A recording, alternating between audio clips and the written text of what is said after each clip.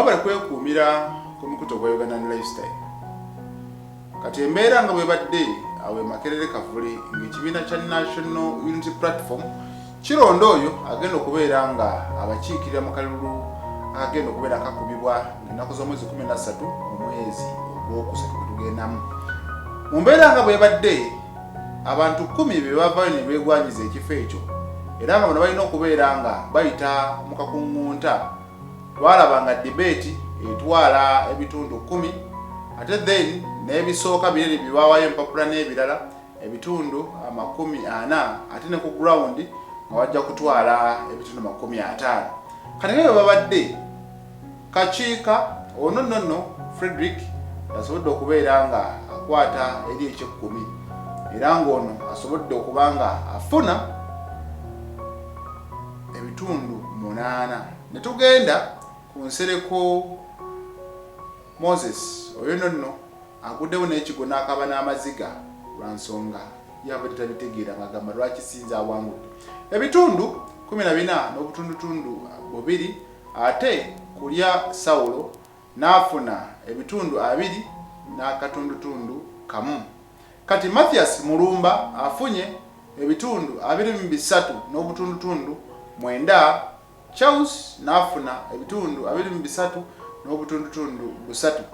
Serunkuuma Salim mafu oyo nno ye afunye ebitundu 23 kosa n'obutundutundu 5.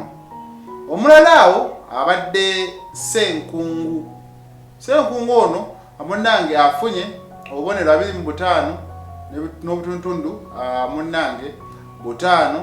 Ate bwe tugenze ewa Luwemba Luswa Muhammad onafunye ebitundu 35 n'obutundutundu 8. Simulabyeko simanyi kikyabala. Magala Umaru yakutte ekifo ekyokubiri era ng'ono Amwatu afunye ebitundu 52 n'obutundutundu 8. Elias Luyimbazi Nalukoola bawadde ticket era ng'ono afunye ebitundu 71 n'obutundutundu 4 ku buli 100. Bwe bityo bwe bibadde. Kale Kanso Nalukoola bwalo n'abanga asobodde okubeera nga awangula era bino amunnange bisobodde okubeera nga biwunzika okusunsula kwani anakiikirira ekibiina ekya National Unity Platform awagende yabisanye nowa NRM omukyala Nambi FDC twalabye yaleese amunnange Mukiibi Sadat Kalifa Aganaga tulabe n'abalala kyebagenda okuzaako ekibuuzo tusuubira aba independent abagenda okujja nga babadde ne Mweno Race tunaabiraba. Nze Segawa Murishid.